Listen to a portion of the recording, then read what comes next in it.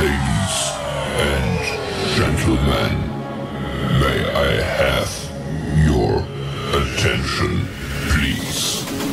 The show starts in 3, 2, 1, go. Good morning, CaneSport. It's March 9th, 2022. I'm Gary Ferman, the publisher of CaneSport.com, joined as always by our managing editor, Matt Shodell, as we discuss the news of the day, presented as always by LifeWallet, where the time is now to take charge of your personal health. I did that good, didn't I, Matt Shodell? Whatever. Yeah, great. It was great. So listen, day 2 of spring practice is ahead this morning. We're going to talk about that in a minute. But yesterday, I thought that, it was like late in the afternoon. It was in the afternoon. We put a story out on the website that, the feedback I got from people, and I certainly felt that way myself. It was one of the more interesting, emotional stories that we've had in recent memory. To set the scene, Mario Cristobal's mom's funeral was Monday, right after the first spring practice, and Mario made the decision to attend practice that day. And when we spoke to him afterwards, he said that is what his mom would have wanted. She would have said, go to practice, and that's what he did. And he was so committed. He was even to the point when we were doing an interview with him after practice, the sports information office kept trying to cut the interview off, saying he had to go to the funeral. And Mario kept saying, it's okay, I'm a quick changer. That's how much it meant to him to fulfill all his obligations of the day. And part of that was there were several recruits that were visiting. And obviously, when recruits come into town to visit, they're usually just there for a day or two, and they want to spend time with the head coach, and he knows that. And he was obviously busy at practice and only got to spend, limited amount of time with a couple of these recruits before he had to leave to go to the funeral. And so he went to his mom's funeral for what I assume was a few hours, and he came right back to the office. Just unbelievable. Just picture going through that and the sadness and the emotions and things like that.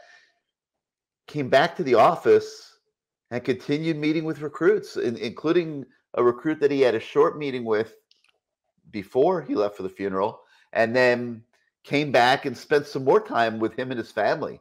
And that recruit,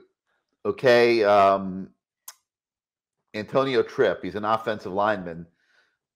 He was so moved, and he and his family were so impressed, I guess would be the word, and moved by the whole thing, that they had a family meeting at the hotel on Monday night.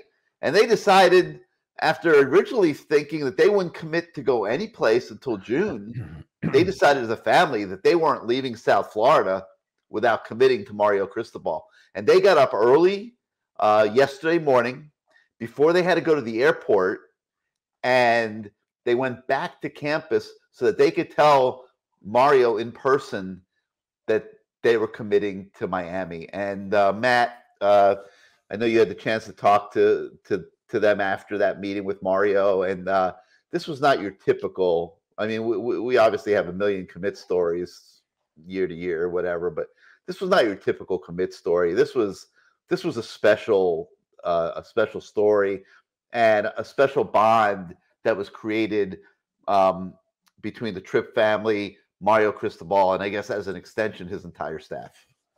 Yeah, for sure. Everyone grieves differently. Like, some people on the website seemed a little confused. Why would Mario come back to work? Well, some people, that's what they do. It's actually easier sometimes for somebody grieving to not sit at home by themselves or with their brother or with friends or family, and just sort of find comfort in what they know they do really, really well. And what Mario Cristobal does really, really well is relate to recruits, relate to families, coach football, and work.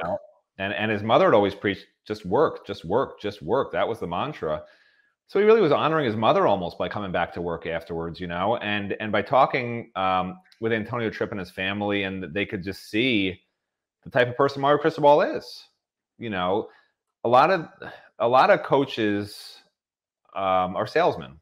We've used the used car salesman analogy forever with not just coaches at Miami, but coaches all over the country. That's really what a lot of them are, because what they're telling recruits isn't true a lot of the time. They don't know if they're going to still be there when a recruit's there. They're telling recruits, oh, you'll come in and be a star.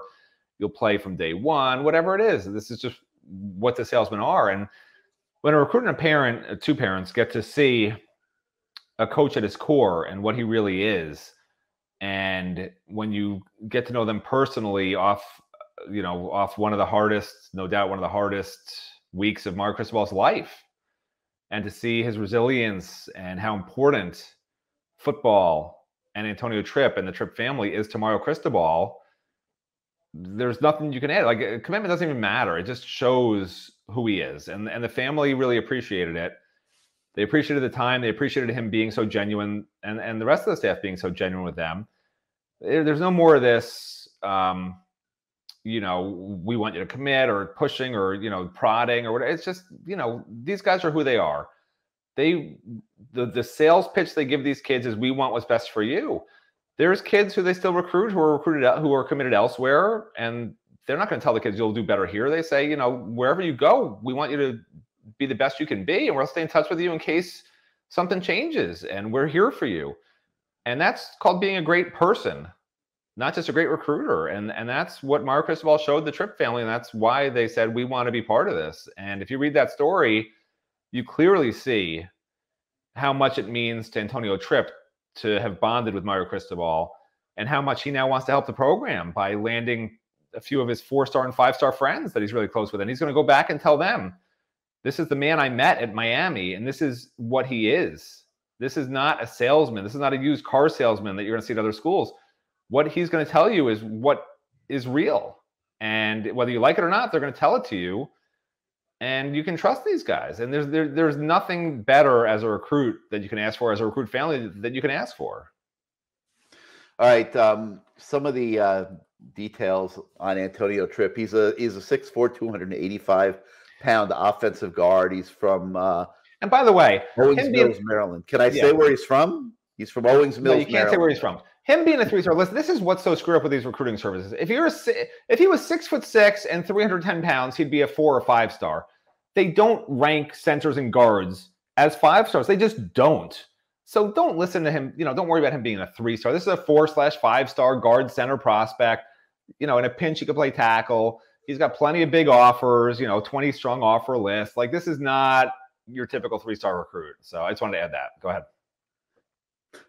I think everyone's used to that by now on the star rankings. But yeah, so he's 6'4", he's 285. He plays guard.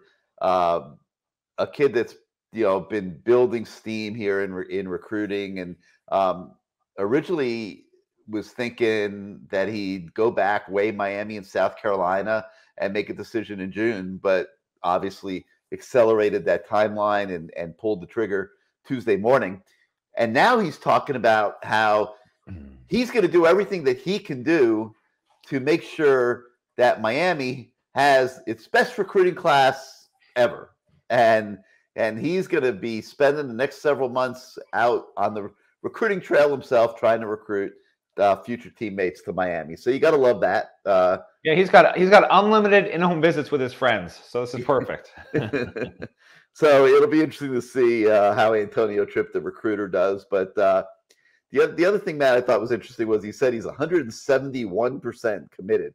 Now, how does he come up with that number? 171% committed. I don't know, but I imagine everyone's happy with anything over 100%. So it's all good in terms of Antonio Tripp and his commitment to Miami. All right, so I mentioned that today is day 2 of spring practice. As soon as we finish this show, we're going to be heading out to Green Tree, and we will have another massive day of coverage for you. Everything that there is to cover. We're supposed to talk to Josh Gaddis today. for starters. So, that'll certainly be interesting. I think we're going to get to talk to the tight ends today as well. So we'll have a lot of stuff. We'll shoot as much video of practice as they allow us to shoot. We'll get it up for you so you can get a feel for what's going on the practice field. And then we'll give you more analysis after the fact. And hopefully we get a chance to see enough that we can give you some real feedback on what's going on out there. All right, a couple other things on the website today. There's another recruit by the name of Jayden Wayne. You're probably getting familiar with him by now. He's a 5-star. Everybody in the country wants him, defensive end. But he seems to be building a pretty good relationship with Miami, Matt, and keeps looking to come back. Keeps making it pretty clear to us how much he likes Miami, and he's telling us how he's in daily contact with Mario Cristobal and the staff, and he could be planning another visit really soon. Yeah, since I didn't want to interrupt you, I'm going back to the number 171. Is that what he said? 171%, right? 171. Yeah. So I Googled it, and I don't know if people know this, but if you Google the number 171, what comes up is that 171 is the number between 170 and 172. No, but what it actually, apparently there's some, listen, I didn't ask him why he tweeted out that number, but if you do look up the number 171, there's an angel number. I don't know if I'm saying something inappropriate. I don't know, but the angel number 171, it says it's a message full of celebration and congratulations for the progress you've made in your life. Like all these sort of messages through this angel number 171 are sort of the sort of things that you would want if you're committing somewhere, which is interesting to me. I don't think he picked that number out of nowhere. I have to ask him next time we talk to him what it means. Coincidentally, it's the same number of stone crabs I got on my last trip. So, I don't know if that has anything, maybe he knew how many stone crabs I got. It's possible. And then as for Jayden Wayne, by the way, I did not get 171 stone crabs. That would be illegal. But as for Jayden Wayne, yeah, I mean, he's a top 5-star high priority kid. And he actually, we did an update with him not that long ago at the Elite Prospect Day.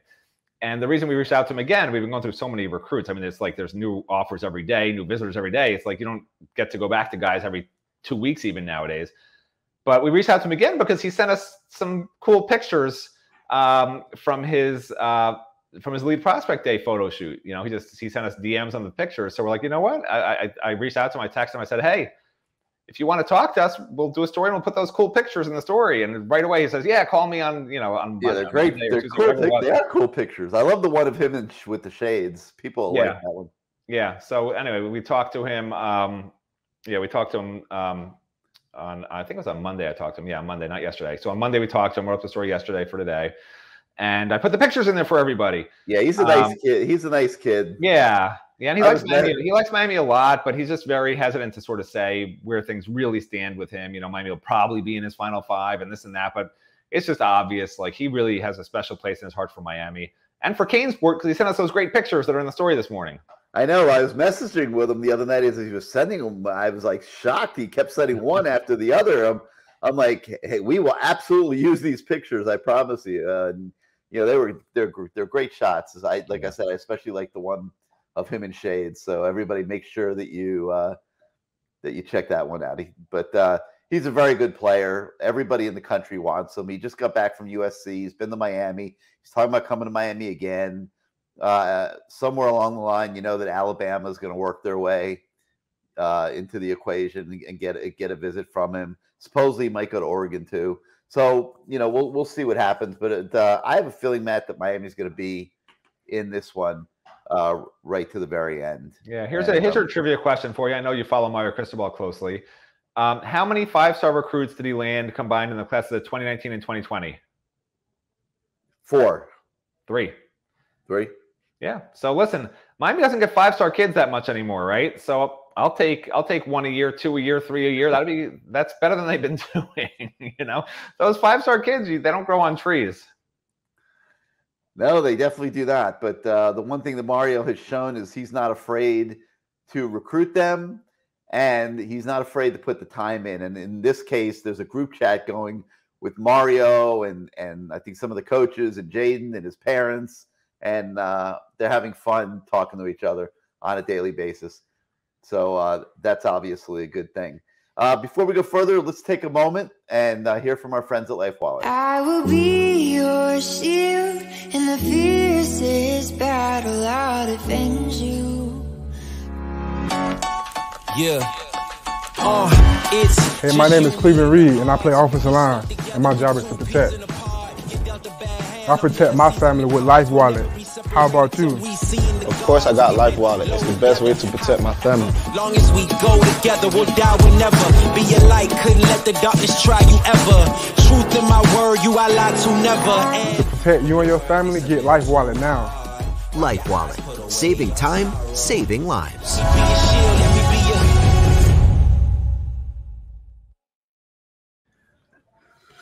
All right, and also on the website today, we've got an early look at the Canes Hoops team. They're in New York for the ACC tournament, but they're spectators for a couple days as they earned the double bye, and they don't play till Thursday, Matt. And they know the benefits of getting that double bye. I mean, it's a huge deal, and now so they're probably going to end up having to try to beat Wake Forest for a third time.